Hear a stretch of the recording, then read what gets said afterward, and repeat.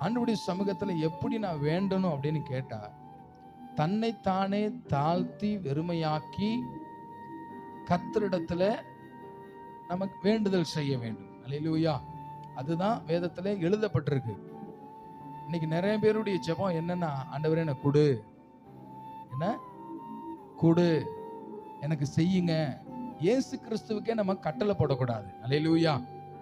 கர்த்தருக்கே நம்ம சொல்லி கொடுக்க கூடாது.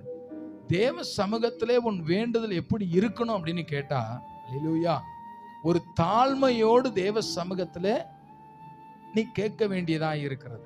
எப்படிப்பட்ட தாழ்மை அப்படின்னு கேட்டா, கர்த்தருக்கு முன்பாக நான் எப்படி இருக்கிறேன் கேட்டா, வெறும் குப்பையா இருக்கிறேன், மண்ணுக்கு சமானமாய் இருக்கிறேன். மண்ணுக்கு என்ன இருக்காது? சூடு இருக்காது, சொரணை இருக்காது, எதுவுமே இருக்காது.